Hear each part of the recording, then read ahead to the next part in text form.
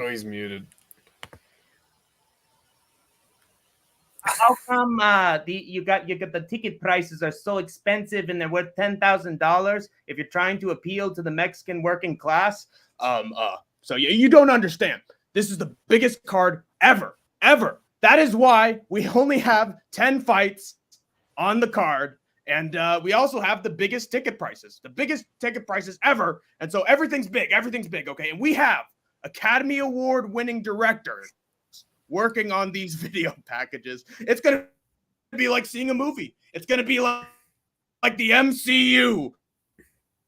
You won't see anything like it. And I also bribed out all those amount of money spent on a court case ever. This is an extravaganza. It's for all the rich it's for all our Mexicans in the UFC fan base. So I love everything about these kids. So, but they just need to make more money. The homeless are lazy. They're lazy. Next question. I don't know what got to me there, Skatesman.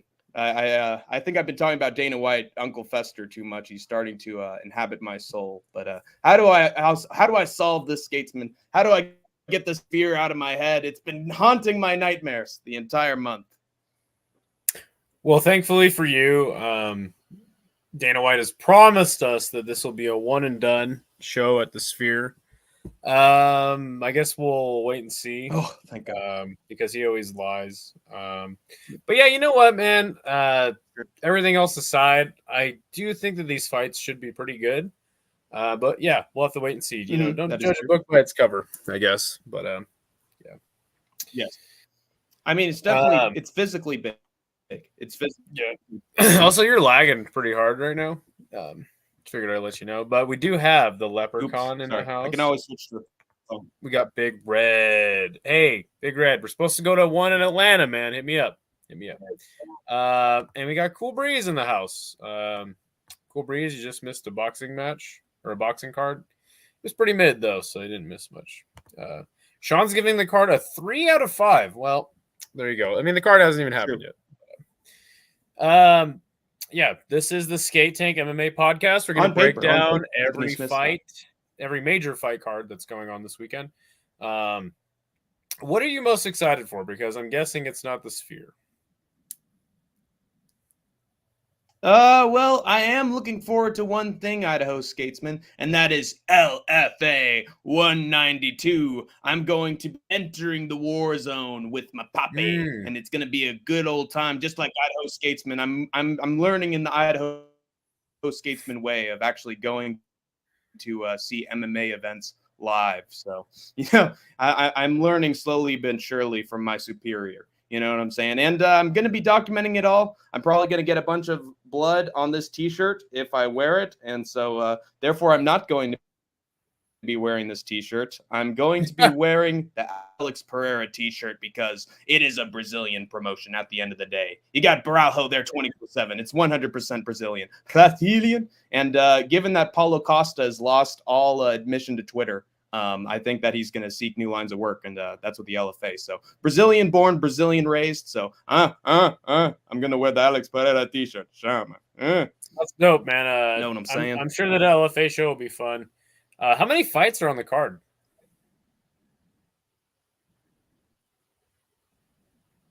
Damn, Hank's lagging bad.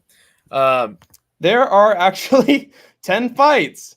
There are 10 fights on the card, okay. So it's like I'm watching the Santa Cruz version of the Sphere. There you go. Cool Breeze says Caleb New South Plant versus Maga Magumbi. Yeah, Caleb New South. We'll talk briefly about that fight. But yeah, first things first, as is customary on this program here, we're going to talk about Hank the Tank's locks and underdogs for the weekend. What you got for us, buddy?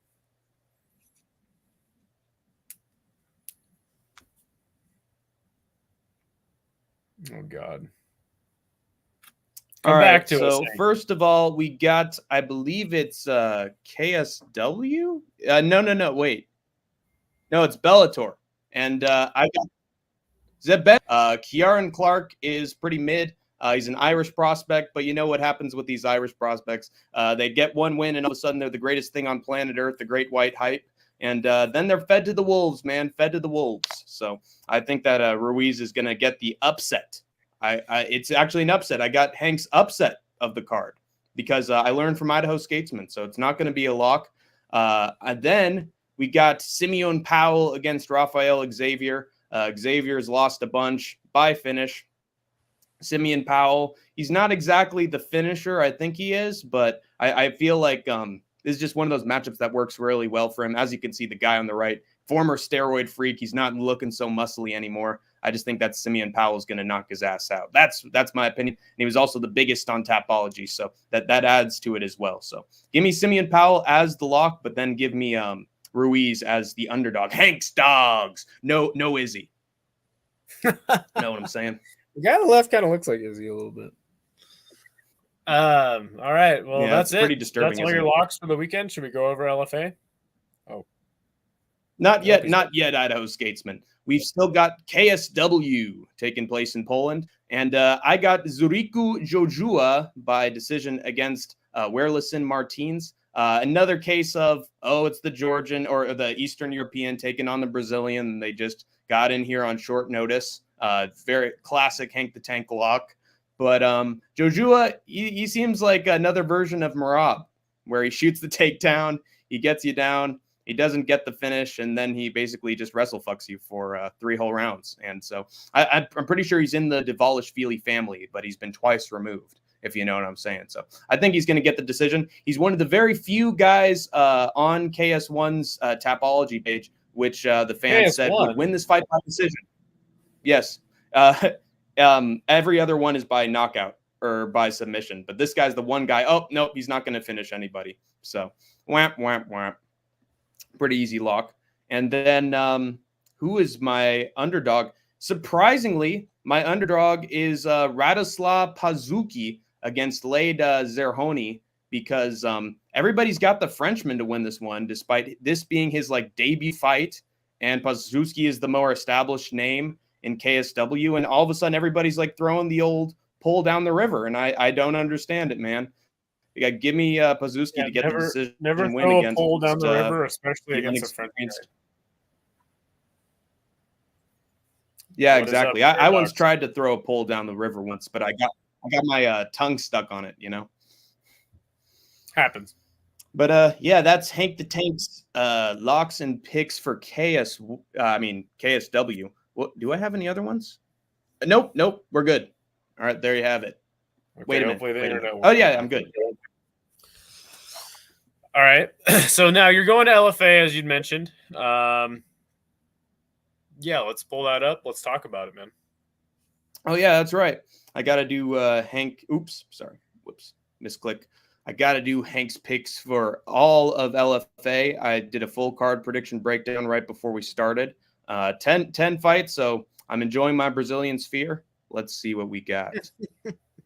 Good to see you, Rafuko. Yeah, I mean, hey, Capitan Rafuko. Last weekend only had 9 fights on it, and it was fucking fantastic.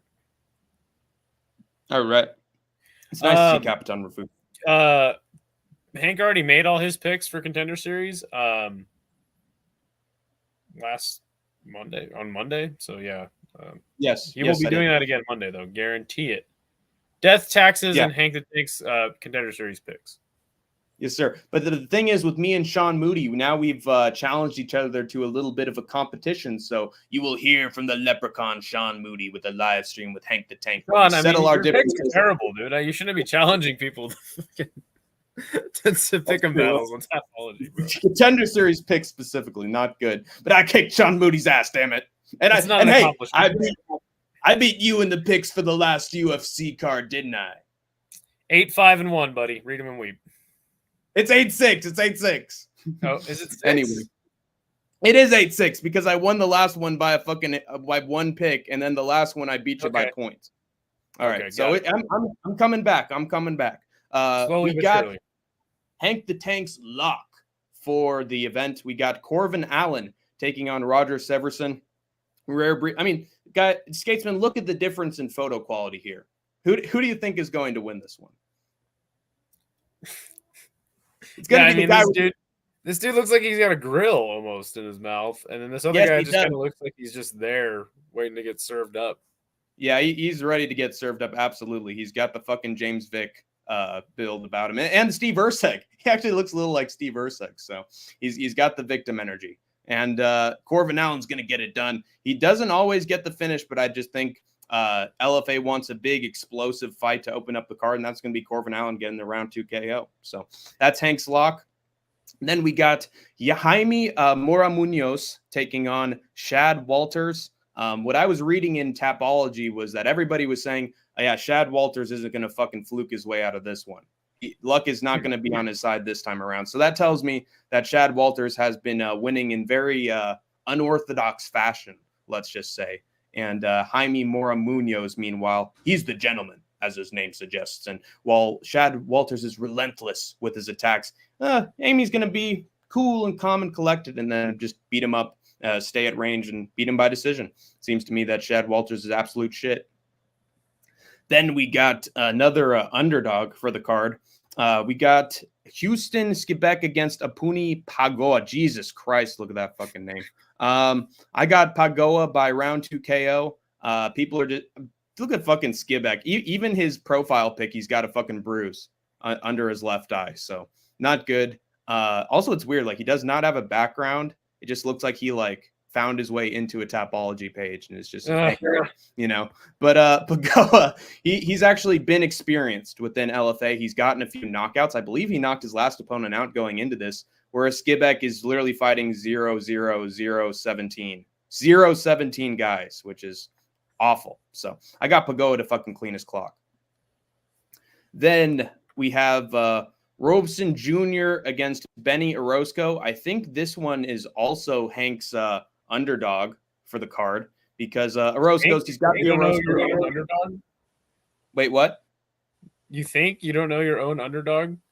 I said think because I did an underdog before, but I remember this was the first underdog that I picked. So Benny Orozco, he looks solid. You know, his grappling's okay. If he has you in the right position, he's going to get a knockout. Whereas Robeson Jr. has been on a fucking tear, just been knocking out fools cold, getting submissions in the first round, beating people by KO in the first round. He's sort of like a Manuel Torres in a way, and everybody's fucking downing him against Benny Orozco just because he has the Orozco name. But I think that Robeson Jr., he is more likely to get a finish. So I got Jr. getting the round 1 KO. Wait a minute. Dylan's got a problem with us. Oh, speaking of which, Dylan. Yeah, he does. He says, "Did he's the next guy on the Emder?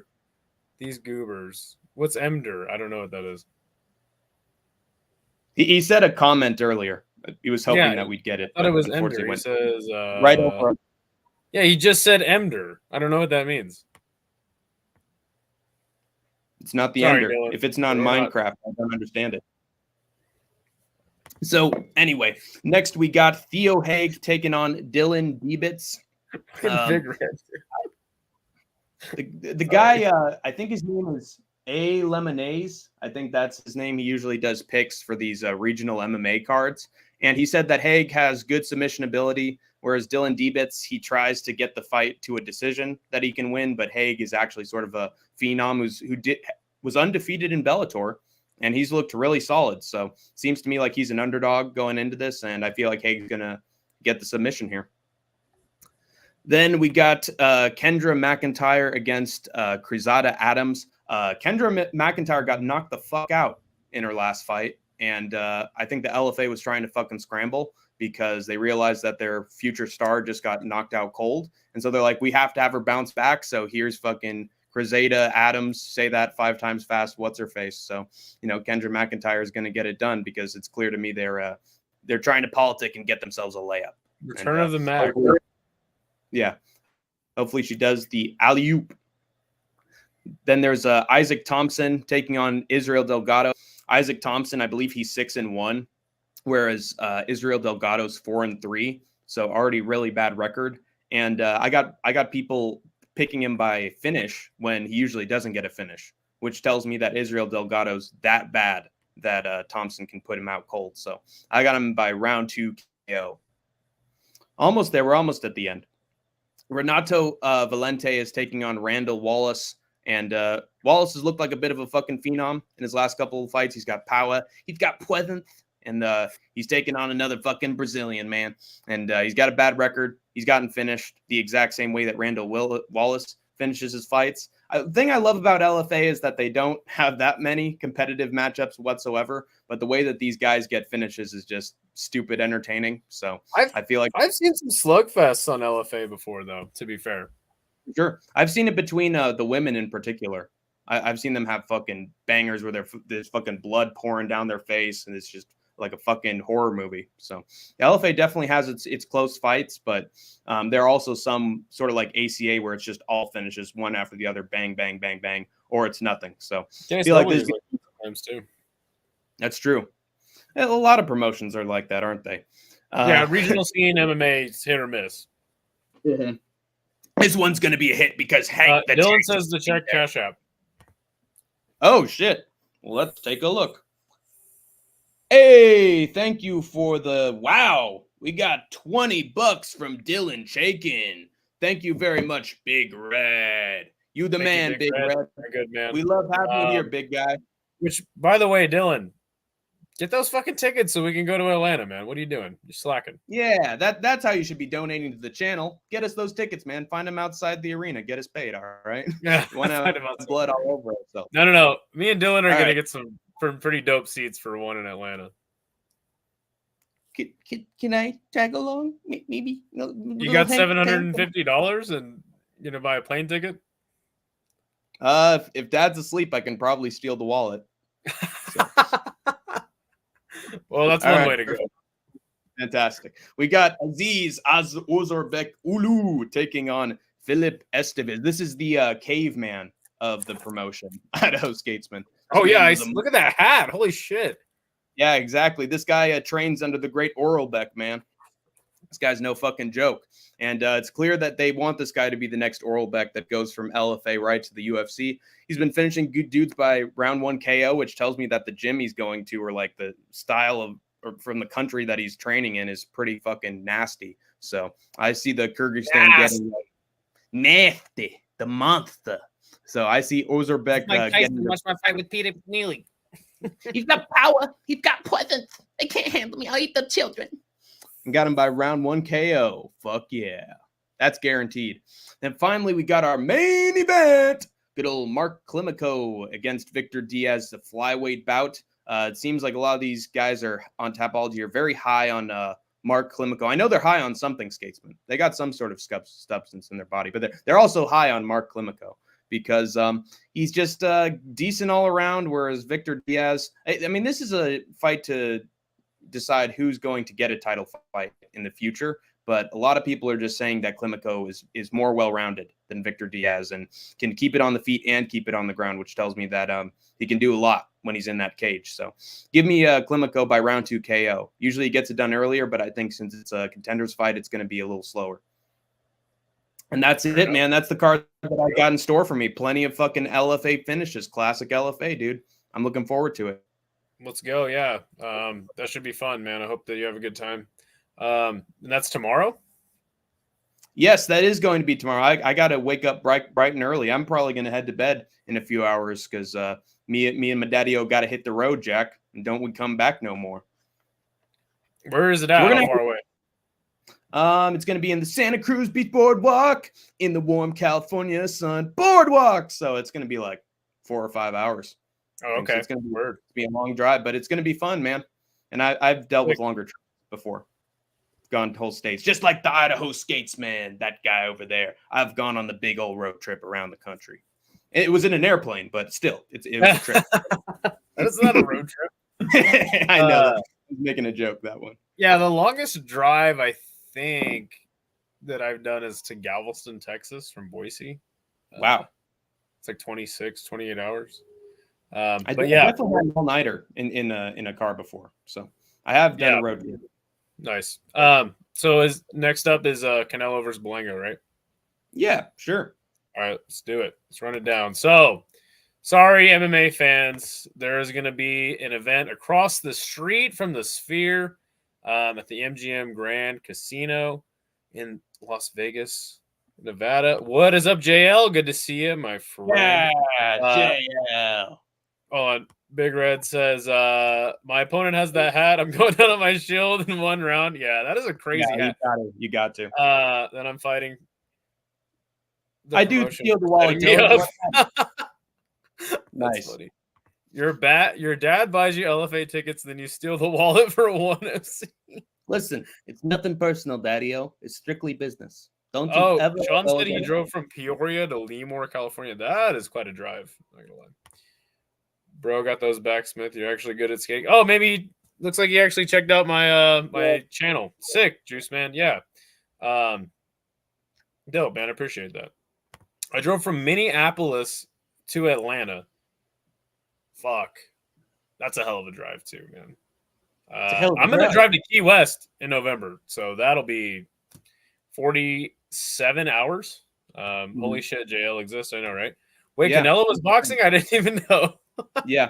That's awesome. That shows you how fucking hardcore MMA guy this is. Yeah, but also JL's been on quite the hiatus as of late, ever since UFC 305. We haven't seen hide nor hair of JL, but finally the chosen one has returned. The energy and the Joe Rogan Experience cameo of Bilal was enough to turn the wheels in his head. He was ready to get back. You know what? He had to go on a celebration tour, so hey, I don't mind it.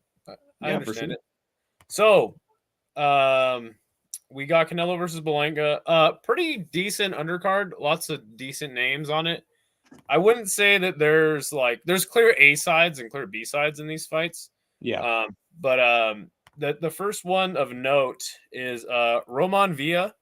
He's going up against this dude, Ricardo Salas, who has had quite a few losses and draws in his last couple fights. Hasn't really fought anybody of note. Roman Villa, he kind of became prominent getting a win over Rashidi Ellis in the stacked welterweight division.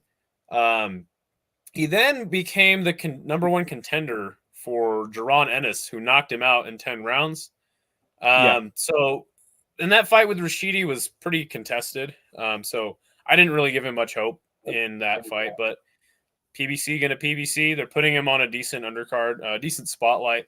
Roman Villa, not the biggest power puncher, but moving forward nonetheless. That was kind of the problem with Rashidi. He's a slick boxer, and he got outboxed a little bit by Rashidi, but ended up getting the split decision win. And then obviously once he fought a guy like Jaron Ennis, game over. Right. So I expect Roman Villa to just another showcase fight for him. The next fight is Stephen. We got another gem of wisdom from JL. Damn, being gone for 3 weeks isn't that bad. It was bad for us, JL. We missed you, buddy. Where were you?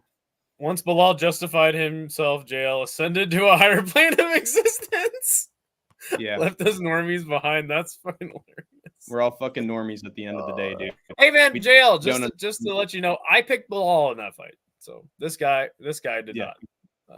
Anyway, that's true. Next fight is Stephen MMA going up against Carlos Castro, who his only 2 losses are to Luis Neri and Brandon Figueroa, those are fantastic names in this particular weight class. I think it's 120, 126.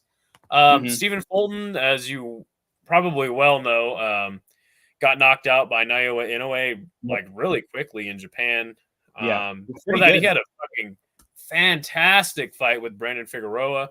I think this is actually going to be a really good fight, which is, kind of a little bit shown in the odds, minus 370 for Carlos Castro.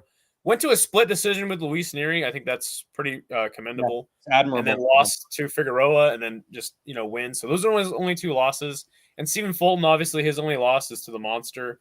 I don't know who's going to win this fight, but I guarantee you it'll be a damn good fight. Yeah, fireworks. Is this Fulton's first fight coming off of his loss to Inoue? I don't think so. Let me check. I'll go through his page here. Oh, he did have a canceled fight before then. So yes, this is his comeback to the world of boxing on a good spotlight too. For a guy like Stephen Fulton. But it's like LL Cool J said, "Don't call it a comeback. This man's gonna get right back into peak form. It's not bounce back, man. He's gonna show that he's the Fulton we all know and love, and that Inoue's just that good." But what is up? Love Sway says Berlanga will shock the world. Debatable. Yeah, I don't think he will, but you never know. I mean, but we'll talk about it. We'll talk about this it. is the first time Let me we've get to the actually last seen Love fight. Sway in the chat, so it's good to see you. They Love Sway. Welcome to the Skate Tank Yeah. Army. Yeah, thank you for coming through. The next fight is Rolando Romero. Geez. That's all I got to say about Rolly. What do you know about Rolly Romero? I know that I'm not picking him in this fight because Manuel Jaimes is Hank the Tank's underdog for this card. God damn it! Dun Really? dun dun. Uh-oh. Spaghetti-O. I actually got the guy hasn't fought anybody of note. Still young in his career, 24. And only 18 fights, 1 draw. I mean, oh shit, what happened to the This is Hank the Tank's luck right here. Round 5 TKO. I just think Jay from Rush City Hour said to fade Rolando Romero in this fight because he doesn't like Rolando all that much, and he thinks that he's just a hype train who's what's the term? A fraud check away. So I think this is going to be the fraud check. He also had the lowest percentage when it came to people who was picking him of all the boxers on this card. So very well might be the upset, and maybe people are discounting Manuel James' more technical ability compared to Rolando Romero, but that's Hank the Tank's underdog. And then we actually earlier before Skatesman started, we had Hank the Tank's lock for the card, who was Beck Nurmagomedov. So it's good to bet on Nurmagomedov against Joshua Conley because he's putting out all these fools. So you're telling people to bet it's totally very. They don't have the odds up for it, but I'm sure the odds will be crazy. So they probably won't. They'll probably have to bet like $1,000 to win 100. So yeah, I don't know if I'd make that bet, me personally. Okay, don't make the bet, but maybe pick him on Tapology. That's what Hank the Tank's trying to say. There you go. Then let's move on to the rest of the card. I just wanted to say, but what are your thoughts on Rolando Romero's fight? What do you think how it's going to go? So the thing with Rolly is, hold on, let me get my shit back up. Sorry, I got thrown off guard by you turning mine off. The thing with Rolly is he was promoted by Floyd.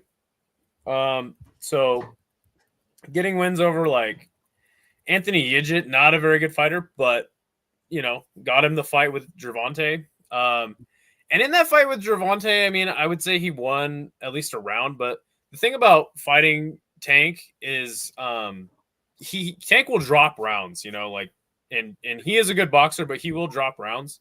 So that doesn't really mean much. And then obviously the fight with Ishmael Barroso, where he was obviously like on the way to losing to Ishmael. And then the referee stopped the fight as Ishmael was throwing a punch. Pretty terrible stoppage. And then he really got exposed against Isaac Cruz. Isaac Cruz just bullied him, beat him up around the ring. I mean, it was somebody should have called the cops because that was assault. And yeah, he didn't have a prayer against Isaac Cruz. The thing about this matchup, though, is it's PBC. PBC going to PBC. They're very tight with Floyd. I don't know if your pick of KO1, is how the fight's going to go exactly. I don't know exactly. It says that it is a 10-rounder. I don't know how many 10-rounders exactly Rolly has fought, but Rolly's still young. Having 2 bad knockouts against the likes of Tank and Isaac Cruz could certainly change your career, but those are like guys in the top of this weight class. So I'm not counting Rolly out 100% just yet. I don't know. Like, I'll pick him to win by decision, but I don't know enough about his opponent. Really, is kind of where I'm going with this. And I don't think that Rolly. I don't think they're done with Rolly just yet, right? Though he's kind of the thing about Rolly is he could sell a fight. You know what I'm saying, with another top guy, so, right? He's got a name. I don't know exactly who this sets him up for if he gets a win, but yeah, I'm not. Again, I'm not counting him out 100% just yet. Thank you. They love Sway for subbing. Welcome to the Skate Tank Army permanently, man. You have entered the draft. Rolly's on this and card. the I war would watch zone him for if. now. What did you say? Another one. I would watch him if there's a break in the UFC. If not, sorry, Rolly. That's sorry. Canelo wouldn't win. What's that? Nice. You're lagging out again. Oh, nothing. But thank you, They Love Sway, for joining the skate tank. Sorry. All right. Anyway, moving on. Yeah. So the next fight is Caleb Plant fighting Trevor McCumbee. Let me take a look here quickly at Trevor McCumbee's record. I mean, look at this. Fighting in Wednesday night fights. Iron Boy 66. He was on a top rank card. I mean, it's pretty clear that Caleb Plant's going to win this fight. It is for an interim WBA super middleweight title, which is hilarious. And look at this. Minus 1,200 for Caleb Plant. Caleb Plant, he had a loss to Canelo just recently. Caleb is no bitch. He slapped Charlo. Yeah, exactly. And actually, I would say at 32 years old, Caleb Plant is now like coming into his own with that vicious knockout of Anthony Durrell, in which after he knocked him out, he dug his grave famously. I'm expecting Caleb Plant to win this fight easily. Don't know if it'll be a knockout, but certainly he'll get the job done. And as Hank the Tank's internet just finally dies, that's all right. He didn't know much about boxing anyway. But we move on to Erislandy Lara versus Danny Garcia. Think about this is a pretty classic, like slick boxer in Erislandy Lara. Very fast boxer versus like more of a traditional like Mexican boxer in Danny Garcia. The thing about this fight is both these guys are completely washed, like pretty bad. Danny Garcia's last win was against the brother of David Benavidez, Jose Benavidez Jr. And I actually thought that he lost that fight. Jose Benavidez was like moving forward the whole time. Danny Garcia was kind of staying on the outside boxing. Not generally, he was a little less willing to fight than I've seen him, in his other fights. The big thing about both of these guys too is they've lost the fights to all the big names that they've come up against. Danny Garcia famously losing to Keith Thurman, Sean Porter, and Errol Spence. Not the worst, losses to have, especially at welterweight. On the other side, you got Erislandy Lara. He has 3 losses as well, losing to the likes of Jared Hurd and Canelo one time famously. I would say that for my money, oh, there you are. Oh, hello. I closed out of that. Your internet cut out there, my friend. Yes. Oh, I went out purposely because when I close tabs, sometimes the computer overheats. But I'm back. I'm good. All right, he's back. 1 or 2 tabs open. But wait, did you go over the whole card? No, I fucking accidentally clicked out of it again. Well, we're having technical difficulties, troopers and grinders. We'll be back. The thing about Erislandy Lara, though, in this matchup is, for my money, I think that Danny Garcia has fought better guys as of late, though, like I said, they're both pretty much on the way out. Mm-hmm. As I was saying before you cut out, Juice Man says, I like Lara. He beat Canelo, and Danny is Puerto Rican, but he's cool, too. Yeah. The thing about Erislandy Lara is he's a slick boxer, and Danny Garcia is a little bit more of a move forward and, fight off the front foot kind of guy. I think that if Erislandy Lara can kind of just stick a move, with the jab, he will get this done. I think that Danny Garcia, for his style of where he usually wins, I think that he's pretty washed. Both these guys are super washed, to be fair. Yeah, but this is a close one. I even see like a split decision.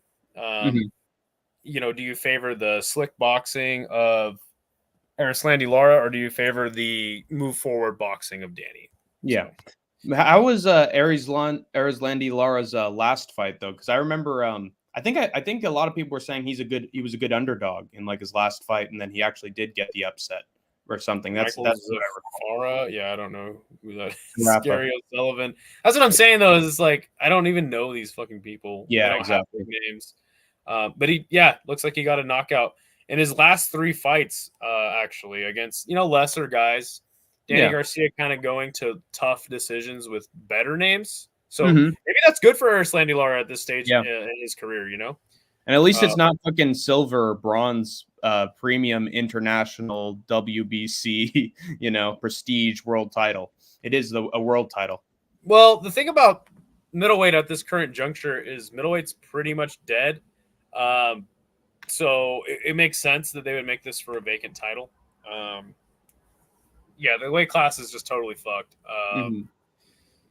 So I don't really favor middleweight very much at this point.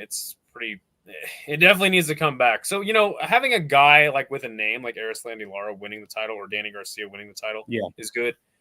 Danny, obviously a career welterweight. All his best fights have happened at welterweight. So it's interesting that he's moving up. I think that was kind of why he had the Jose Benavidez Jr. fight, was to kind of test. But actually, Jose Benavidez Jr. is like a guy from a smaller weight class too. So, I don't know. Honestly, I don't really care about this too much. I hope that it's good though. We get to our main event. Canelo Alvarez defending his unified, undisputed, super middleweight titles against Edgar Berlanga. What do you know about Edgar Berlanga? I know that he got a few first round knockouts in his last couple fights. He's been on a hot streak, but from what I've heard from people this is just a big layup for Canelo. He's just a young whippersnapper that he can beat up instead of fighting Jose Benavidez. That's what people were telling. So you have that wrong. Is that true? I mean, I remember I watched an advertisement. I saw an advertisement that said that he on like a hot streak with a bunch of knockouts and that he was undefeated. So you're wrong a little bit about that. I heard he was undefeated. He was the young whippersnapper. The biggest thing about Berlanga is he was on a hot streak of all knockouts, like quick. It was looking good. I mean, everybody was a big fan of Berlanga, and then he fought his first step up fight. Actually, let me see if I can pull it up, because I remember watching Berlanga coming up on the tail end of his knockout streak. So what happened was, look at this. Round one, like sick knockout streak. And then he went up against this guy, Demond Nicholson, and his first decision, he then had another decision. This is the fight that really soured everybody, was Steve Rolls when he fought in his first main event. And when he had the Steve Rolls fight, he dropped a lot of rounds to Steve Rolls, and everybody just started to sour on him. And then you see he's had 1, 2, 3, 4, 5 straight decisions. And finally got a knockout. Finally got a knockout in the 6th round of a fight, and he was struggling against McCrory. And that's really what set him up for this fight. The fans really soured on him. At least Jaime Munguia was stop John Ryder, former Canelo opponent. And Jaime Munguia was, obviously had a way more extensive professional record than Berlanga does at this current moment. People saying that Berlanga is going to chin Canelo in an upset, I don't believe it. The thing is, I think the biggest thing is the height disadvantage that Canelo is going to be facing. Edgar Berlanga, obviously 6'1", decent size, super middleweight. The thing is I don't know. I like Canelo, man. I like Canelo. I understand that he is definitely ducking David Benavidez. I think the biggest thing though is just he's kind of cashing out. He's going for the bigger fights, which again, Berlanga and Munguia, big cash money fights. I don't think so. You could say Canelo's taking the easy route. I mean, it's pretty obvious, right? I'm not going to sit here and defend Canelo Alvarez, but I do understand if he's just on the tail end of his career, just trying to get these good money fights, because remember, he was going to sign a deal with Eddie Hearn to fight Berlanga. He then took the fight over here to actually, wait a second. Is this on DAZN? Hold on. No, it's PBC. I believe it'll be on Amazon Prime. Yes. So yeah, he then took the fight over here to DAZN, and he's working with PBC again. So my point being is there was kind of a bidding war for the next Canelo fight. So that's kind of more. It's more of just like a business. It's like, hey, you know what, David Benavidez. Look, I don't want to get into all of this. He's clearly not going to fight David Benavidez. Here we go again. Yeah. For ducking purposes, I would say I sort of understand it, but that's not really the heart of like a true legacy fighter, right? You're supposed to go for the biggest matchup you possibly can. So outside of Avni Yildirim, I believe this is the worst opponent that Canelo Alvarez has fought on pay-per-view. Pretty clearly. But the guy's undefeated, blah, blah, blah. I'm expecting Canelo to win this. Cruising to a decision, I don't know. But if he is going to stop Berlanga, it'll be in the later rounds. I do believe that Berlanga can win at least 4 rounds, 5. But outside of 5 rounds, I don't see him, winning. I don't see this being very close. How about you? What's your breakdown on this one? Well, exactly for the reasons that you gave. That is why Canelo Alvarez is Hank the Tank's lock for the boxing card. I got Canelo Alvarez by. Yeah, he's trash. And like you said, he's the worst opponent that Canelo Alvarez has faced as of late with his last 4 opponents. He's been getting nothing but decisions now. Whereas Canelo Alvarez Jr., he drops almost every opponent that steps in front of him and still manages to find his way to a decision. And they're definitely better guys that he could have been facing at super middleweight and middleweight. So, yeah, I feel like there's another layup for Canelo. Like you said, it's a business strategy. It's not like the best is going to be fighting the best here. It's like, who's going to have Canelo? And, it's going to be us, so we're going to choose this opponent for him. So it's just a matter of politics, and I can never doubt Canelo. He is one of the best ever, and he's taken on guys who are just not at his level, unless he's Joseph Benavidez or that other guy. So, yeah, makes sense to me. What other guy? Wait, did somebody? I thought you mentioned Terrence someone else Crawford? other than Joseph. Yeah, that guy. That fresh-faced young man. That rookie. Makes sense to me. Yeah, so Juice Man is airing out his hate for Canelo. Canelo. Hey, you know what, man? If you hate Canelo, I understand. I'm not going to defend Canelo, but I do understand what the man is up to at this current moment in his career. It looks like Juiceman was trying to would Thanos snap Canelo. Yes, feed him to the TIE fighter. Feed him to the TIE fighter. He couldn't. Berlanga got dropped so many times. He has a glass jaw. Well, there you go. There's Hank the Tank's case for a knockout. Anakin MMA, what is up? He's got Canelo Alvarez. Let's go. All right. And also, it looked like Juiceman was trying to spell steroid and period at the same time, and they both sort of meshed together. So now it's steroid. So he's come up with a brand new word, and we love to see it. We love to see it. Yeah, we'll have creativity on this podcast here. So now we're going to get to the main event of the weekend, really, besides One Friday Fights. I mean, come on. Wake up early. Go watch One Friday Fights. What are you doing with your life? It'll be on at 5 a.m. You got to get up. And I got to wake up early, so I'll actually have a chance to actually fucking watch it. So I guess that's what Hank the Tank's going to do. No, dude. One Friday Fights. I think next week, One Friday Fights put on a fucking hell of a card. But yeah, we get to the UFC, man, in the Sphere. To say I'm jazzed up for this card is definitely wrong. There is definitely 2 fights on this card, though, that'll be spectacular. Hopefully, depending on who wins, right? But definitely, Brian Ortega versus Diego Lopez is going to be fantastic for as long as it lasts. Yeah, I'm loving that. Oscar De La Hoya going to the Sphere to make Canelo mad. Yeah, I don't know about that. I think he's more trying to make Dana White mad than anyone else. I think he's trying to have them do an ab off to see who has the realest abs of the 2 of them. Who had the most Ozempic in their system when they were at the gym? Did you see that promo that he cut on Dana White? And he showed the fucking build of Dana with the fucking skinny abs. That was pretty awesome. I'm not gonna lie. Probably the funniest thing Oscar De La Hoya has done recently. There was one point where it's like, "Hey, let's clap for UFC, clap for boxing, yeah." Anyway, guys, Dana White faked his workouts. He works with The Rock. He uses The Rock treatment. Fuck Dana. I'll be there live.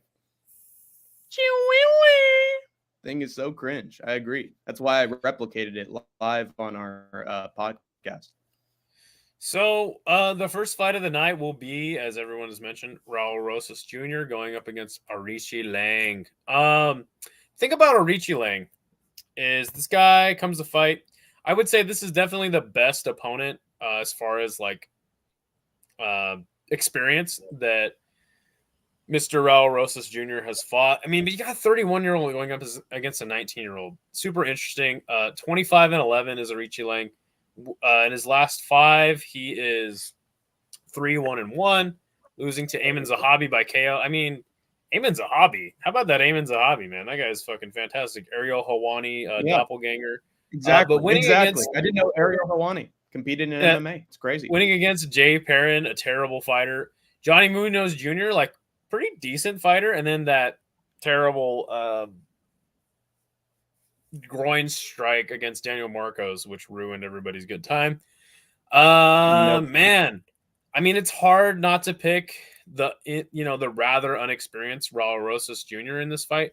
I think that a case for Aoriqileng can be made, but I also think that the UFC is picking this fight for him well, right? I don't know how many subs Aoriqileng has lost to in his career. As far as a sub, I could see a case for like a first round quick sub.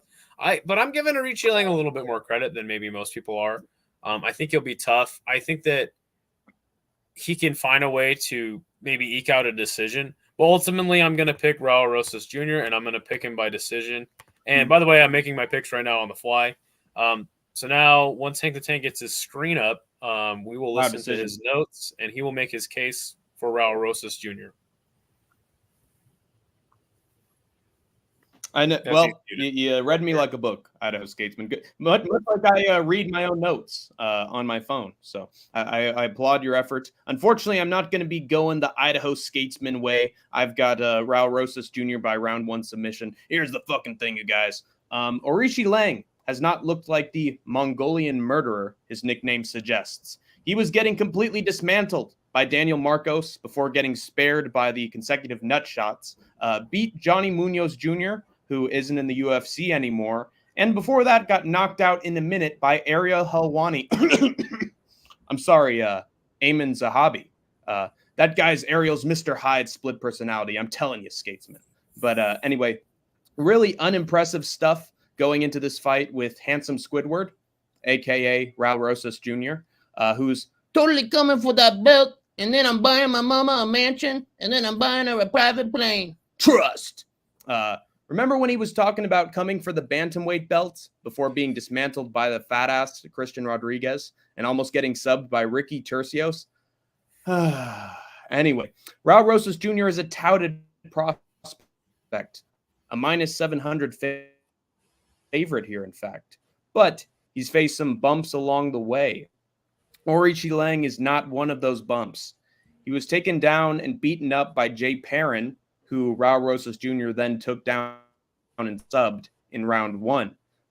There will be a very apparent difference in grappling between these two, and I don't think Aoriqileng will be able to get Rosas Jr. down or take his back.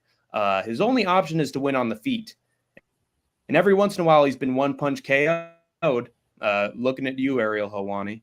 And Rosas has been getting one-punch KOs on occasion. I see Rosas either knocking down Aoriqileng or taking him down relatively easily, and then getting the body hooks in and locking in the rear naked choke in the first round. El Nino's presenting a big problema for this road to UFC-worthy reject. And that is my pick.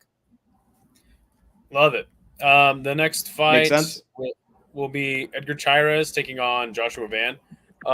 Man, before that Charles Johnson knockout of Joshua Van, I would have been totally on him going into this fight.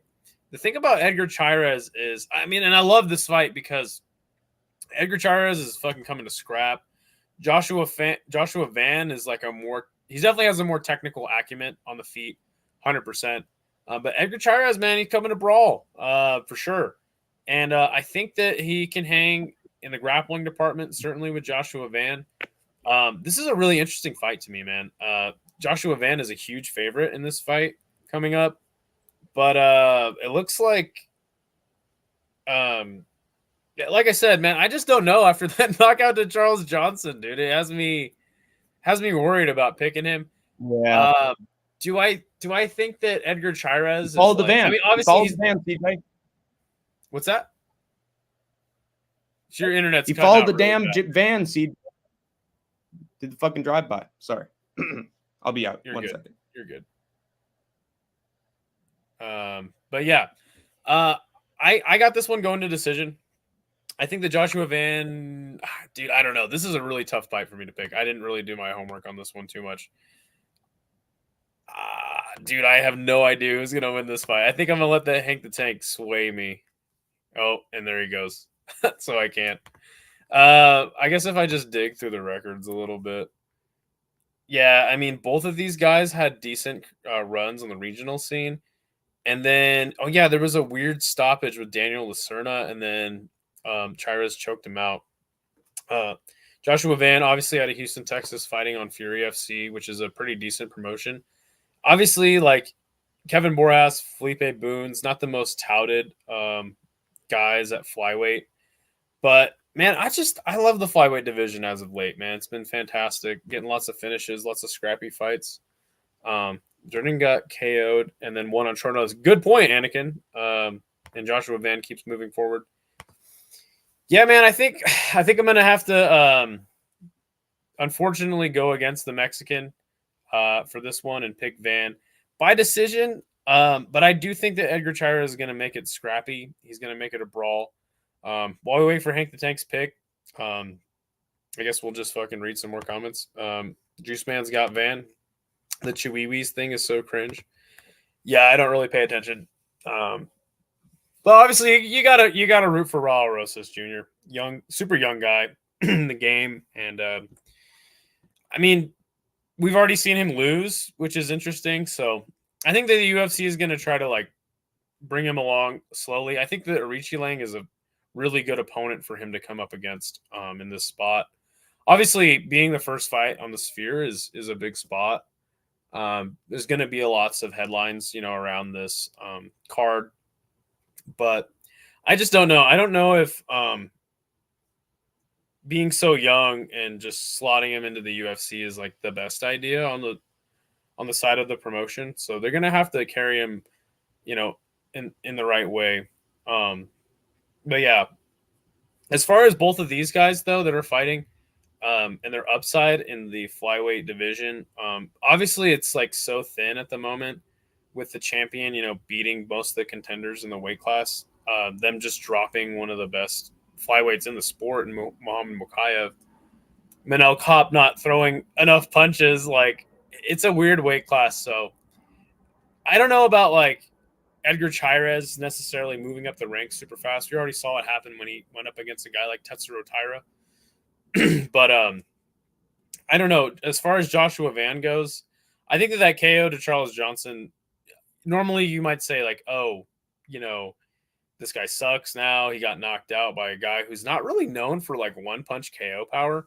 I think that'll be a good learning experience though for Joshua Van. Ultimately, this dude's still super young, and he has a lot of, like I said, technical kickboxing ability. But it's a tough fight to pick for me, even though I'm going to pick Joshua Van to kind of edge it out.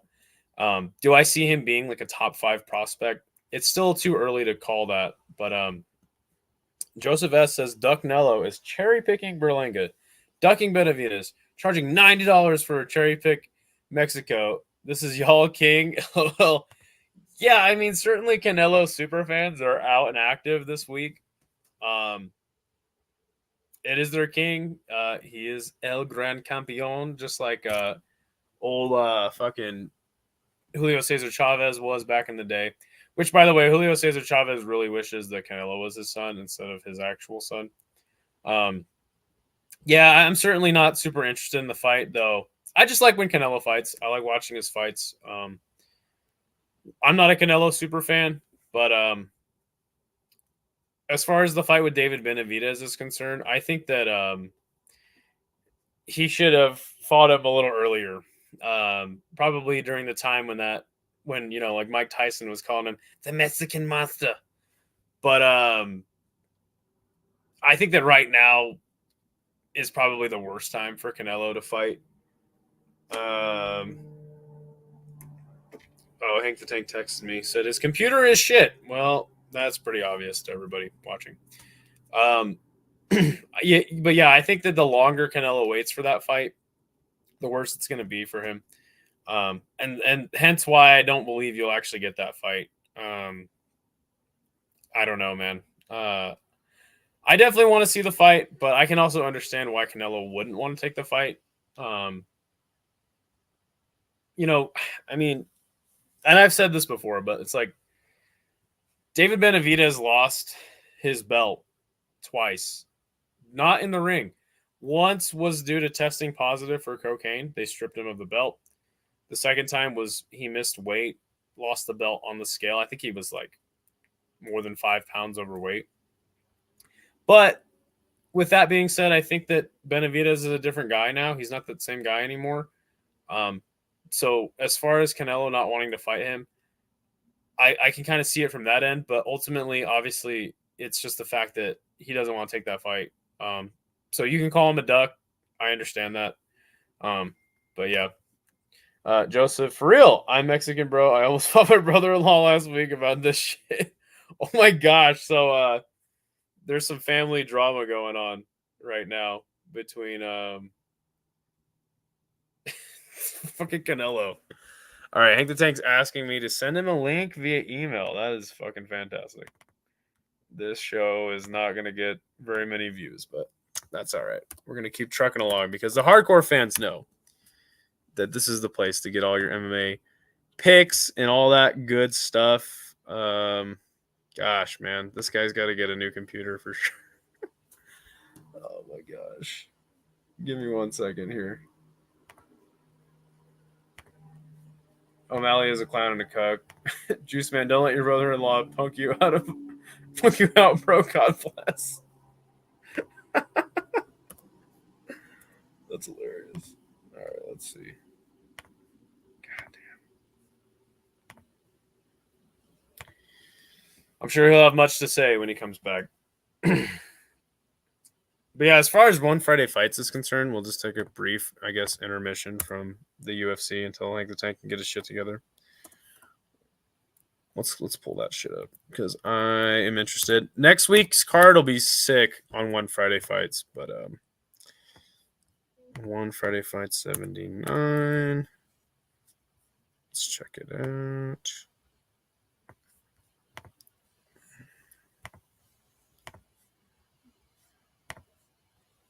Oh gosh, here he comes. I think he's gonna come back in on his phone. Hello. What up? How you doing? I'm doing all right. Sorry, I'm gonna switch to my fucking phone, but then I'll just show my stuff on the computer. Sounds good. All right, sounds good. Hey, what were you saying about the fight? I was scrambling. Oh, okay. Well, I can give a good breakdown of this. Yes. With Edgar Cháirez, most of his ability comes through his submission work and trying to just get some subs on his back. It's mostly defensive grappling. Against Lacerda, he had a few attempts at some like unorthodox chokes or what have you. But with Van, he's got decent takedown defense and get up ability. Like with I think his name was it wasn't Asu Almabayev. It was someone else. Zhalgas Magulov. Yes, Magulov. And he basically stuffed all those takedowns and beat the shit out of It was a split decision, but it was a split. Zhalgas actually retired after that fight. Yes, but there were moments where he was beating the crap out of Zhalgas in terms of like the actual boxing and staying in the pocket. So I just think that Joshua Van can avoid. I just don't think that Cháirez is going to try to take him down all that often. I think he's going to try to lock up some sort of submission hold on the feet, and that Joshua Van is just going to neutralize that and then beat him up in the boxing because I think he's fast. How are you picking Van to win this one? I'm picking him to win by decision, same as you, Idaho Skatesman way. So yeah, that's my pick. It makes sense to me. Fantastic. Next fight is Yazmin Jauregui going up against Ketlen Souza, which, like, I know I've seen her fight. She beat Irene Silva and Marnik Mann, who is a terrible fighter, by decision. I know more about Yazmin Jauregui. What can you tell me about old Ketlen Souza? She won her last fight, and it was by decision, I believe. Yeah, to Marnik Mann, who is just like the worst fitter in the UFC. exactly. So it's clear that was. I'd be surprised if she's still even in the UFC. I know, me too. I think it's a surprise that they got that much of a layup, given that she's not that much of a star.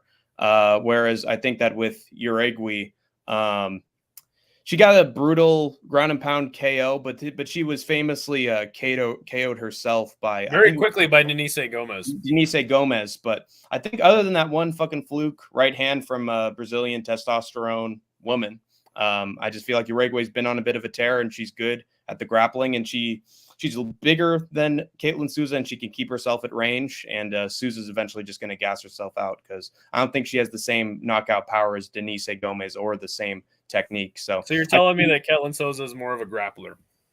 No, she actually is a brawler, but she just doesn't have power. She's sort of like she's like Josiana Nunes in a way. Josiana is where she like throws a bunch, but she just can't land with any accuracy or impact. So I think you're always going to basically piece her up at range and then have a moment where Souza does something stupid, just flinging herself forward, and then Jauregui is just going to take her down and maybe even get a crucifix and finish her. But I'm thinking Jauregui by decision.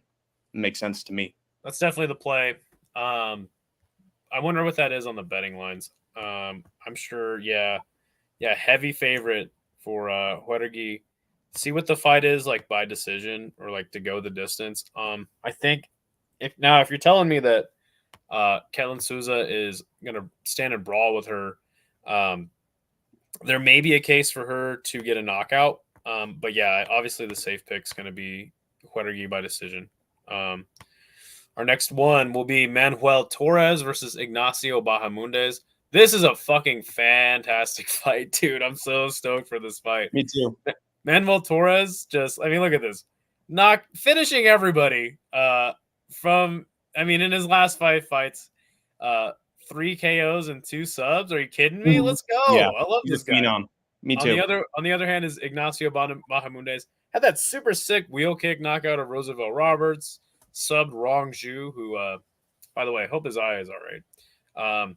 Ludovic Klein, he lost the decision to, and then he knocked out Christos Giagos via head kick 4 months ago. This is an all-out fucking scrap, dude. Who's going to get KO'd first? Is it going to be Ignacio Bahamondes with his just incredible height in this weight class? Or is it going to be Manuel Torres just getting inside on Ignacio and just finding a way to fucking scrap with him and maybe even take him down and sub him, hurting him and then subbing him? I think this is a close fight, and that's pretty much reflected in the betting lines. Odds, yeah. Near even for both guys. I think it's easy to pick Ignacio, just having like the better highlight reel of the two, even though Manuel Torres' highlight reel is sick too. Definitely, if you're going to pick Manuel Torres, it would be because he's the more skilled of the two. The one question I have about Ignacio is super, super huge lightweight. Yeah, he's tall. He's the towering inferno. Not is that bad for him? Is it good for him? Is he like the more physical guy? I'd actually argue that Manuel Torres might even be the stronger of the two.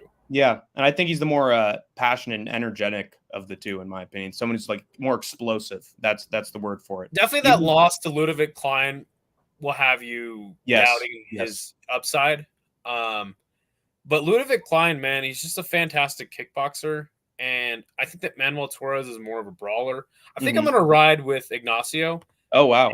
And I'm going to pick him by KO in round 2. Probably maybe even round 1.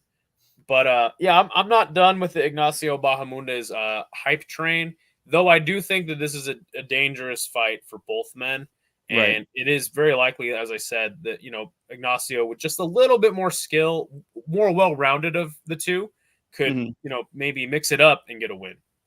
Yeah. Let me show you my pick. I got Manuel Torres by a round 1 sub.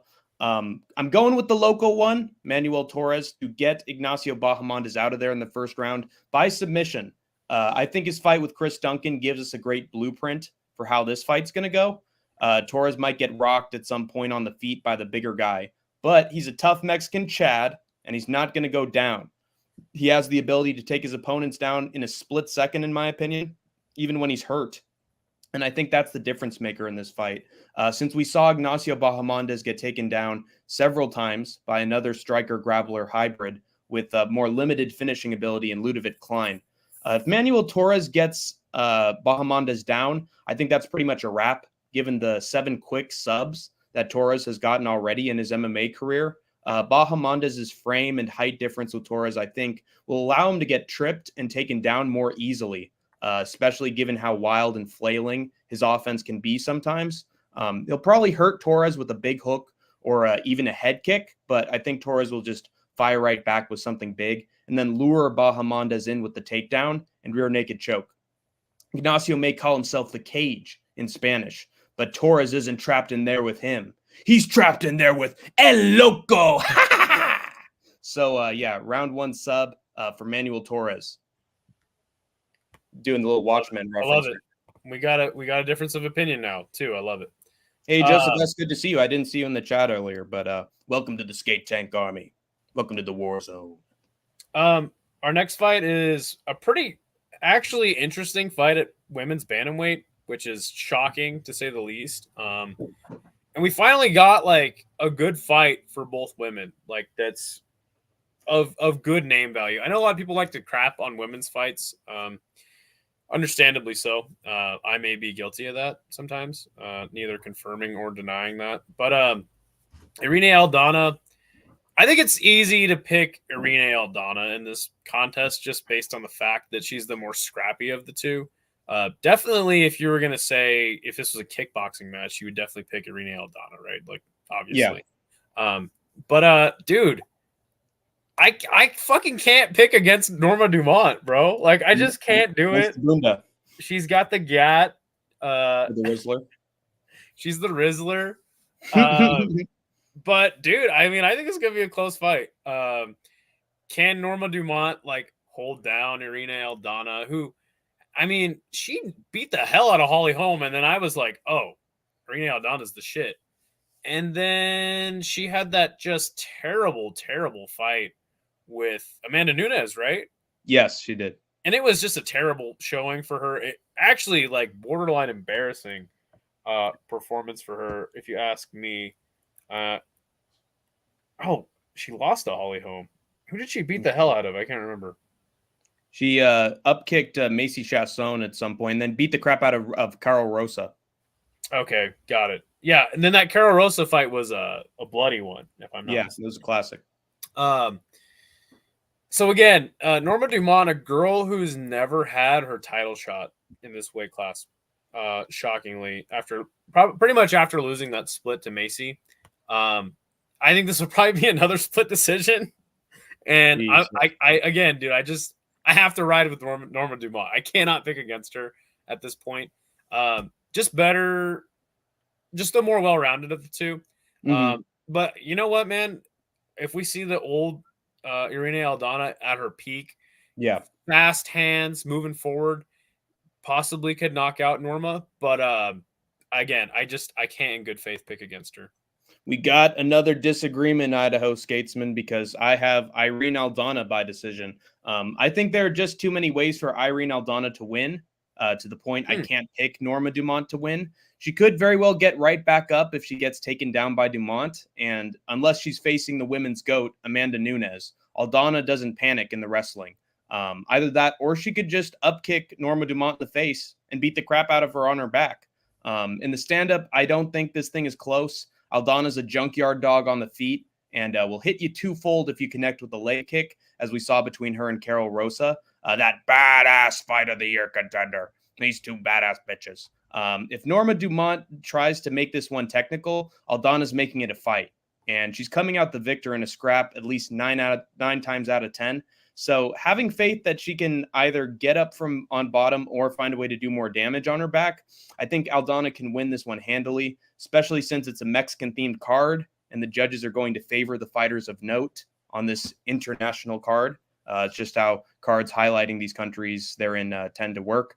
So even if Aldana's taken down, it won't matter. The judges will favor the damage. And I think Irene Aldana is going to lead overwhelmingly in that department. So I'm sorry, Bunda, but you're not going to look immortal anymore after this one. Viva Mexico, cabron! Yeah, I think that's a pretty good case for Irene Aldana to win this fight, for sure. But I will say, and I had a side note, Dumont's definitely one of the underdogs to pick on this card, though. It's going to be a close fight. Yeah, let's actually check out the odds as Tapology has them as you read the question that old Joseph S has for you. Yeah, it's a near even. It's a pick 'em. So, Hank, what's your opinion of John Jones? You think he'll fight Tom? I despise John Jones. I think he's an immoral human being and has a lot of skeletons in his closet, as well as people in his closet that he shares the closet with.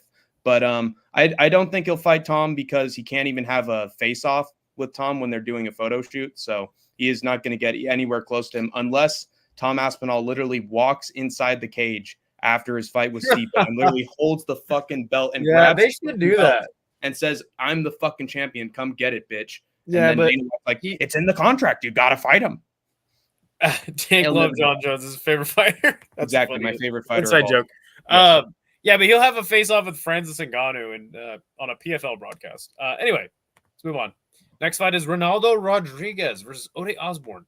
To start off the main card, we got this fantastic fight. No, really. Obviously, lazy boy Ronaldo Rodríguez submitted Dennis Bondar. That was a shock to me. I actually picked Dennis Bondar in that fight, who I think is a pretty decent fighter. Definitely a better fighter than Ode Osborne. The thing about Ode Osborne, though, one thing you got to love about this guy is he comes to get or get got, man. Look, he knocked out a guy, got knocked out, had the split decision with Charles Johnson, which is fucking wild. Got subbed. Again, he got subbed again. You got to love Ode Osborne. Maybe not for his fighting ability, but just the fact that, like, he's in there to lose good or win good. You know what I'm saying? You got the Jamaican winning by TKO. That's interesting. I got Ronaldo Rodríguez to win. If he subbed Dennis Bondar and if Ode Osborne got subbed in his last two fights, you got to think that old random dude who had his UFC debut against Dennis Bondar after coming in off the regional scene can certainly get the sub on old Ode Osborne. What about you, Hank the Tank? What do you got here? Yeah, I got pretty much the exact same opinion. And you were saying about Ode Osborne, he's either kill or be killed.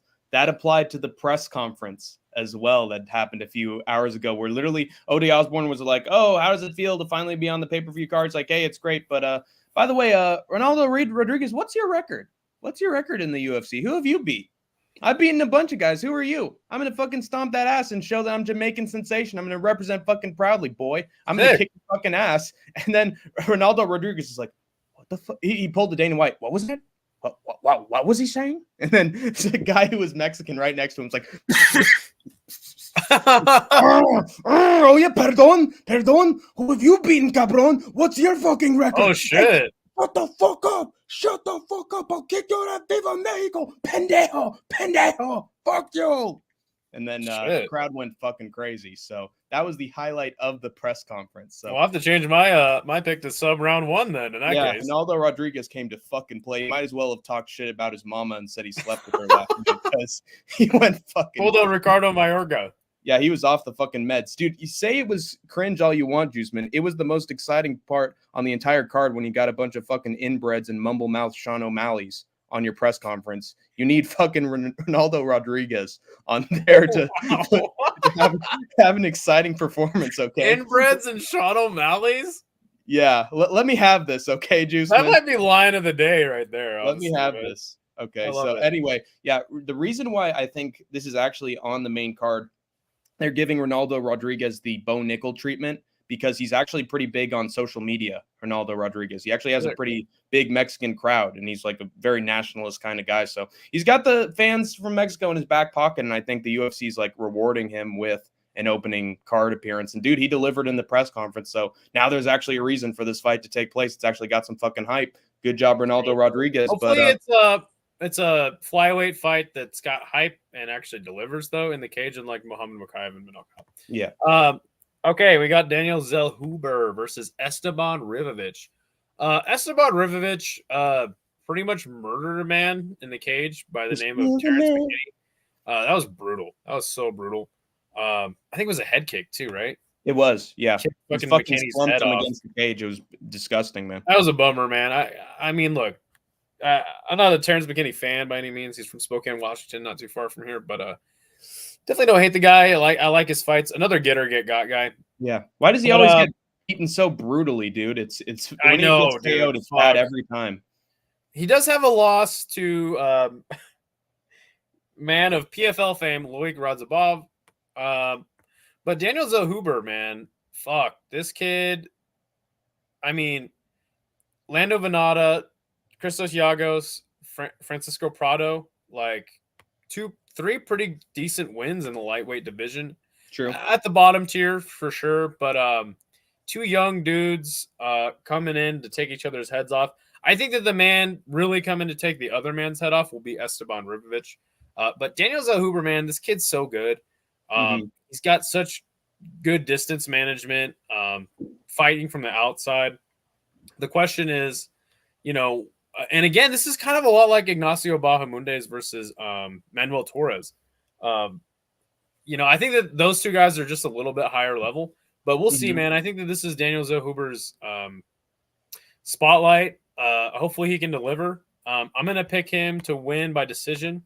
I think that he's just got the better striking, and I think he'll be able to just make it a prettier fight. You know what I'm saying? Which will favor him.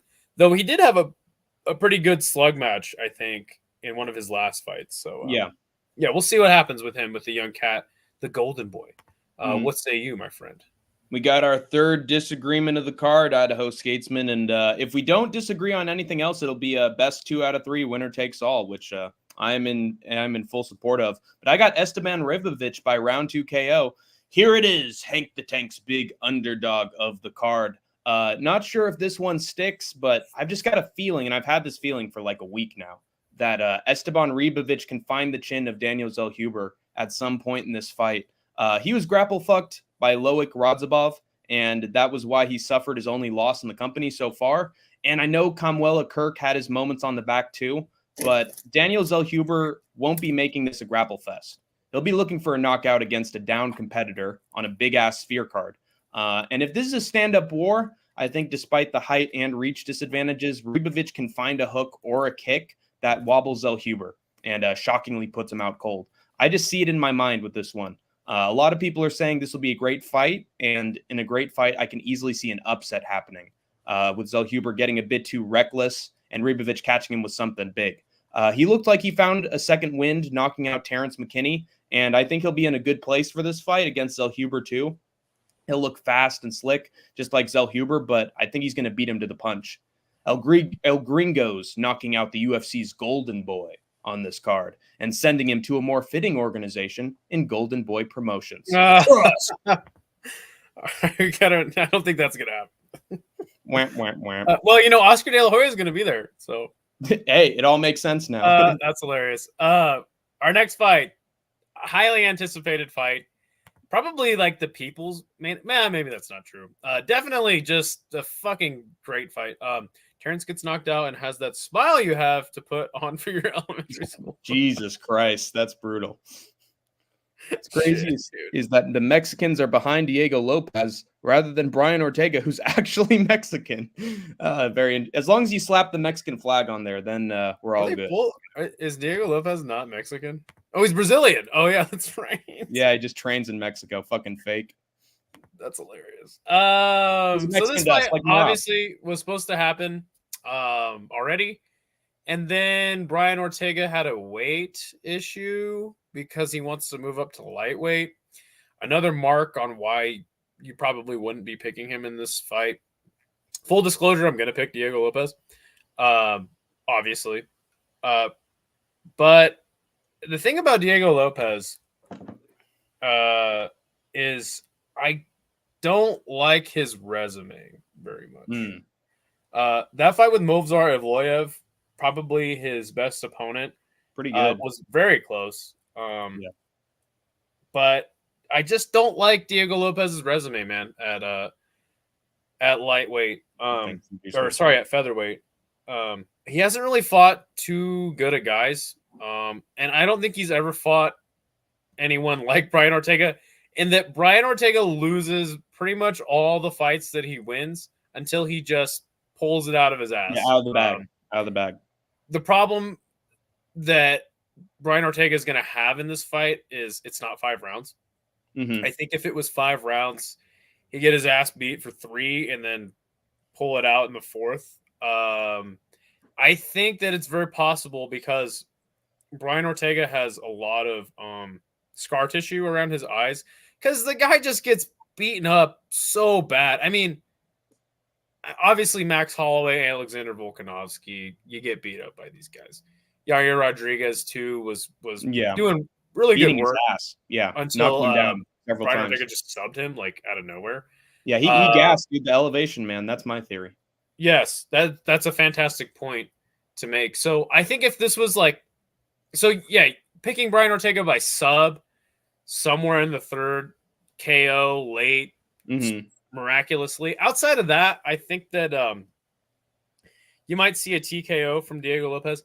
I think that the obviously you're going to pick Diego Lopez in this fight, and I think that's pretty reflective. And I'm not saying you, I'm just saying like the proverbial you. And another thing to mention that this is 3 rounds instead of 5 in the first time they right. That's kind of obviously Diego Lopez being the favorite, a guy that's also just taken less damage in his career.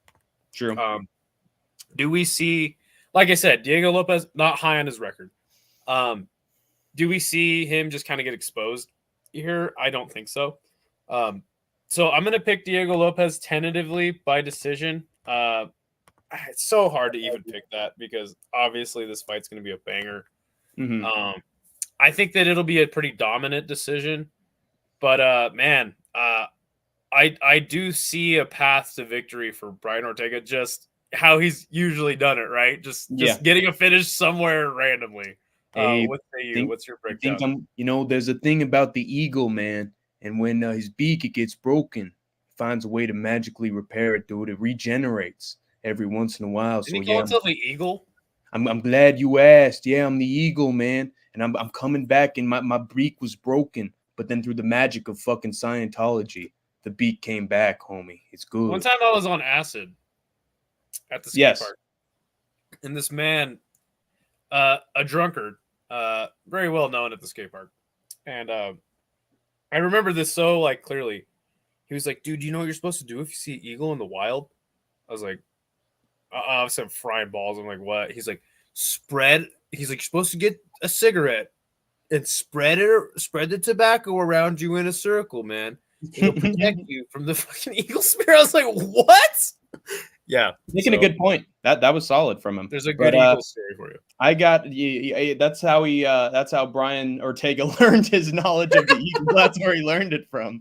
That homeless man at the skate park. No, he's not well, he might be homeless now, but yeah. But I got Diego Lopez by round 2 KO. I feel like this fight's going to go how we all expected it to go the first time. Diego Lopez getting a knockout against Brian Ortega. His fight with a tough-ass opponent in Dan Ige was on a few hours' notice, a totally different opponent from Ortega too. And Lopez still beat him. With the right training camp and actually being prepared. The fight kind of sucked, to be fair. It did suck, but he was able to eke out the win. With the right training camp and actually being prepared for his opponent, Lopez I think is going to whoop T-City. Yair Rodríguez, who has been shown to have negative fight IQ against Volk and even Ortega, completely gassed out against him in high elevation and tripped over himself to get subbed. Diego Lopez, who trains in Mexico City under high elevation, despite being a Brazilian, under high elevation, won't have a gassing issue against Brian Ortega. And in my opinion, he's way more dangerous on the feet than Rodríguez, as well as more controlled in his footwork, even equal in danger on his back compared to Yair. So I'm glazing Diego Lopez big time, just like Naoya in a way. But anyway, this is not the same guy Ortega dealt with last time. Diego Lopez is a guy with scary power and expertise on the ground. So I don't think Ortega has any threats for him on the ground. To sum it all up, I think Ortega's cooked. He may have gotten lucky and survived being dropped multiple times by Yair, but lightning's not striking twice, and a composed Diego Lopez is finishing the job. The eagle's beak is not regenerating itself this time, but I'm glad you asked. So I'm the eagle. So you really think that there's no submission threat from Brian Ortega? I think he can get it on top and he can do some damage, but I think Diego Lopez also has some solid BJJ, and he showed it against Movsar Evloev. So I think that it's going to be more even than we think. I'll just push back a little bit and just say, like, obviously Brian Ortega quick with the subs. Yeah, damn near choked out Alexander Volkanovski. That's true, which was fucking insane. Yeah. But dude, and I'm with you, man. Brian Ortega's pretty much cooked. He wants to go up to lightweight, which is another reason why you would have a hard time picking him in this fight. And he's fat as fuck right now. So obviously he wanted this fight to be at lightweight too, and the UFC matchmaker said, "Fuck you." But yeah, I think that we got to give Brian Ortega a little bit more credit. That's true. In the submission game. Yeah. And honestly, just in doggedness, right? Like this dude, I remember when they were looking at him in the 4th round of the Volk fight, and I was like, dude, like, because he was beat the fuck up. I was like, dude, they gotta let him fight. They got something happens to you when you watch Brian Ortega fight, and you watch him get beat the hell up, and you're just like, no, he can still win. You know, like you're like, no, he's got this. You know, again, I'm so glad we've talked about it already. It's like the 5 rounds favors him because this man can take a lot of punishment, but your days are numbered in taking punishment, man. Yes, so sir. I understand, your pick for the second round KO. Yeah. Hey, Kobe Wiggle, it's good to see you, my guy. Better late than never. On to the fight that nobody asked for a whole season of tough to be built around. And one thing to also mention, I feel like it's going to go like Lopez versus Sabatini, where he like shoots in the takedown and then he fails it. And then he comes in with the counter. I think that's Sabatini kind of sucks though. That's true. I'm just trying to rework it in my mind, man. Sure. I have no fucking idea how. The fight that no one asked for an entire season of tough to be built around. Alexa Grasso versus Valentina Shevchenko. This is a close one. As is reflected in the fact that there was a draw the last time. Yes. Out. I don't know, dude. I have no idea. I don't know who's going to win. I'm picking Alexa Grasso to win by decision. Yeah. I hope it's another sub. Dude, it's so fucking fucked up that I'm picking Alexa Grasso, man, because Valentina Shevchenko is Valentina Shevchenko. You know, she's a fucking murderer. She has a gun tattooed on the side of her hip. Right. For fuck's sake. Obviously made a huge mistake in that spin kick. Getting subbed by by Alexa Grasso, poor old Chevy train. And then there was that draw. Can you refresh my memory? I mean, was the draw warranted in that fight? Was there a point taken? I think there was a weird shit involving a 10-8. It was like a 10-8 Grasso in like the 4th round or something, and that's basically what created the draw. I think that would create one had it for Valentina, one had it for Grasso, and then one judge was just didn't know what the fuck he was watching because he just gave Grasso a 10-8 in round 4. That's right. That's right. And everybody was like, "What the fuck? Why was that even a 10-8?" Yeah, it's so weird. So I don't know how the fuck they came to that conclusion, but I had it 3-2 Grasso on my scorecards for that one. So it just everybody had different scorecards on that. Dude, if you watch fucking Chael Sonnen's fight companion for Grasso versus Shevchenko too. What? I had it Valentina 5 rounds to 0. What are you guys talking about? Shevchenko's the GOAT.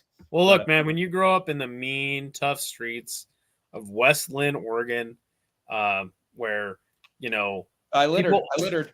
People only have 2-story houses instead of 3. Yes. Yeah. I mean, I remember hearing a story of Chael when he was growing up where, his parents only bought him and his siblings one car, and they had to share the car. I mean, this guy went through so much, so his opinion's definitely warranted. This guy is he's as impoverished as Israel Adesanya when they were washing down the bags when she had to become a nurse. They both know what it's like to relate to the think that the biggest problem with this fight is the fatigue, right? Mm-hmm. Their fucking last fight was a year and a half ago. I guess it's not that bad. A year and a half, 3 fights against somebody. I just want to see them fight somebody different, to tell you the truth. I agree. So that's a reason. That's one of the reasons why I'm actually picking Grasso to win the trilogy. Valentina's getting up there in age, man. She's 36 now, heading into this contest. Alexa Grasso, 31. I want to see this fight just be done and over with. Me too. And you got to assume that she'll look a little slower against Grasso after a whole year has passed. It's been a whole year since the last they fought, or they've even had a fight, even more than she did the last time around. Yeah.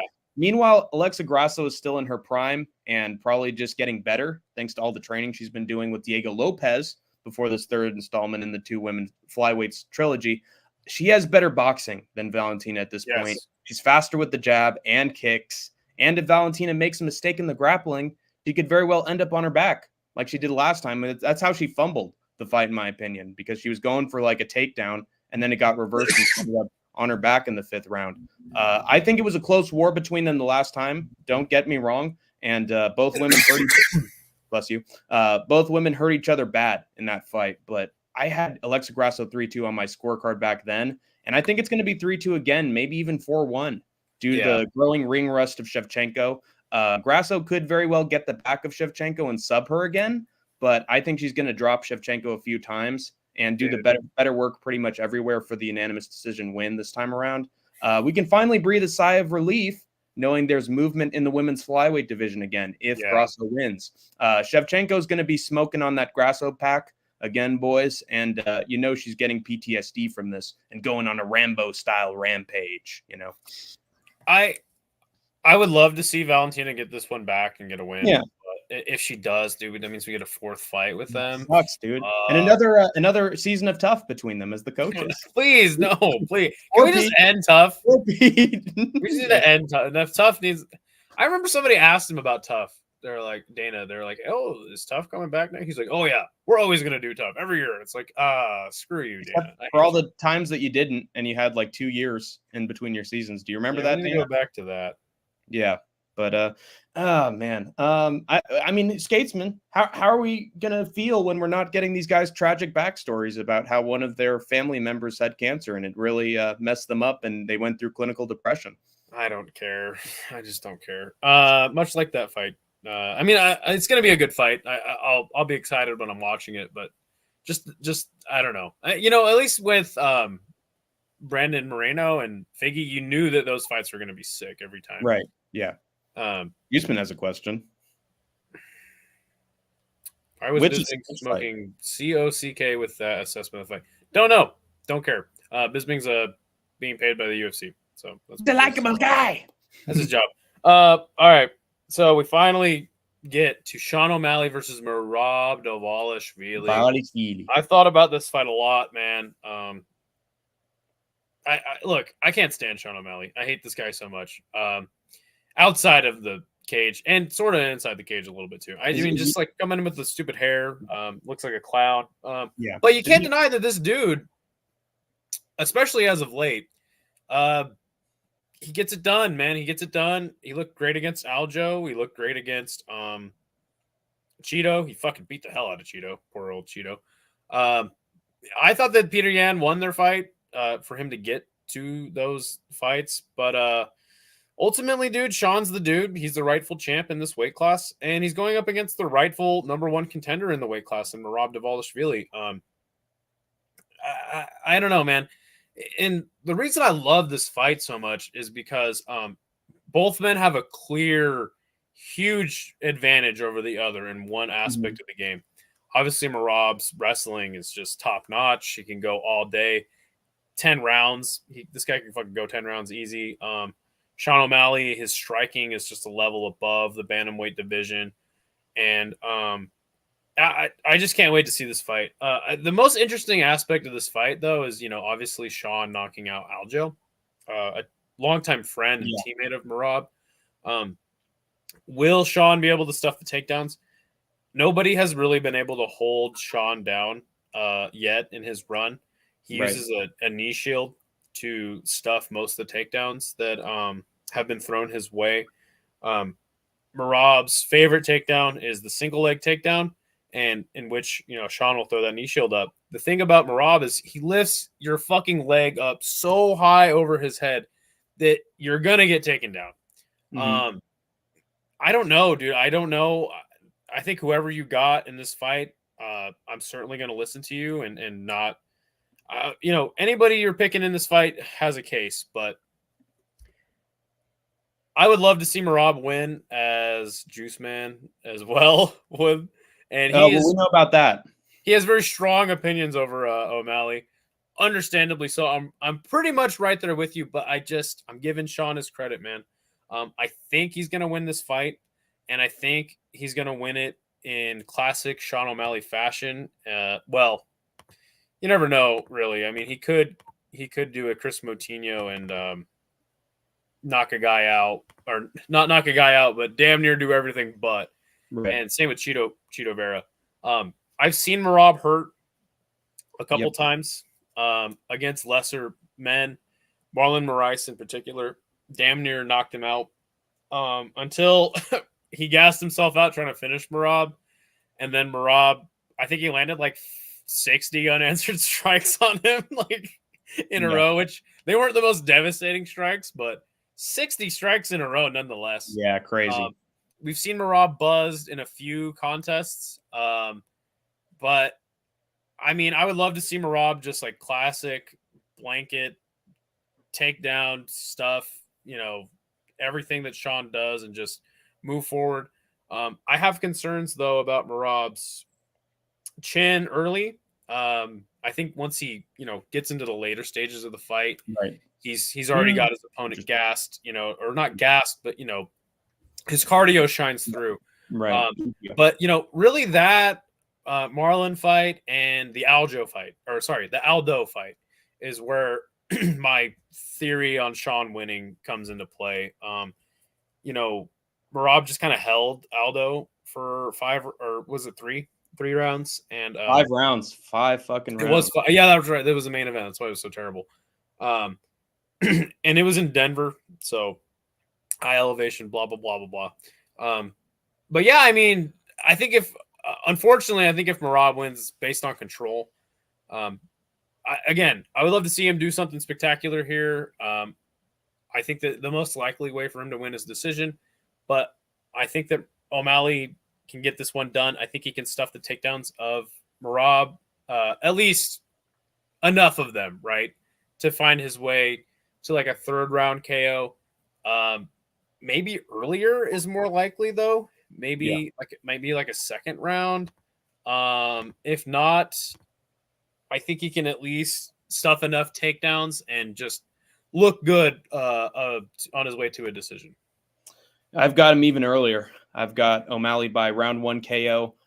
After I saw Henry Cejudo chin Merab in round 1 of their fight, I almost immediately recognized at that moment that Sean O'Malley could find his chin way more easily than Henry Cejudo could. Merab, at least on the feet, usually bum rushes forward with lefts and rights and leaves himself completely open to a left hand that has time and again been his downfall, or at least close to his downfall in his fights, whether it be against Ricky Simone or Marlon Moraes. Sean O'Malley can easily bait Merab into coming forward, just like Aljo, only to get perfectly timed with a punch or a knee up the middle that puts him out cold. Because he's so good with like the hand game and making sure that they don't even get close to him. And then when he finally suckers them into coming forward, he hates hearing. Yeah, he despises them. I'm sorry, Juice Man. Yeah, I'm sorry, but you got to face the reality of my picks here. But I just feel like in terms of grabbing the glove and in terms of using the teep, he's just got too many weapons in his arsenal to keep him at a distance. And if Henry can nearly get Merab out of there in round 1, I know Sean's going to do it. So give me Sean O'Malley by round 1 KO. He stuffs Merab's EPO-driven, usually semi-failed takedowns because his takedown defense against Jan and Aljo wasn't a fluke, in my opinion. And then he does what he does and snipes Merab coming in.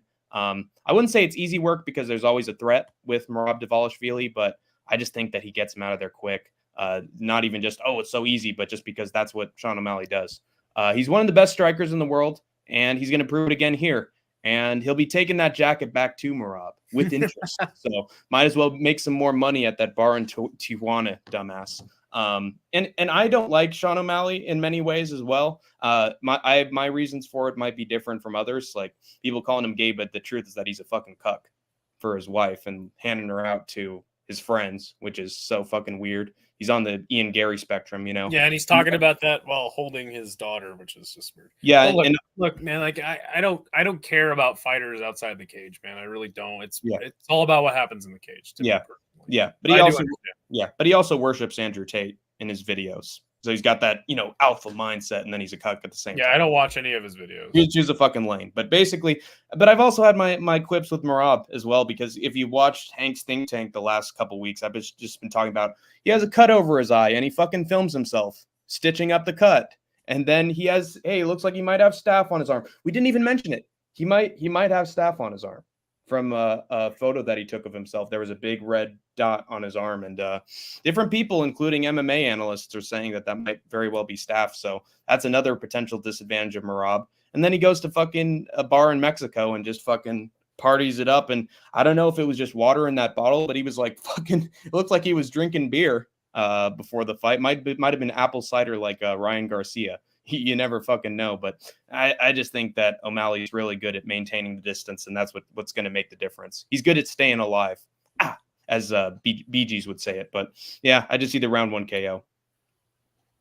What do you think about his coach, Tim Welsh? I don't like that he talks a bunch during the fight and has provoked fighters in the past as well. But I will say that I think that he's pretty smart when it comes to actually coaching Sean O'Malley. I got to give him his props there.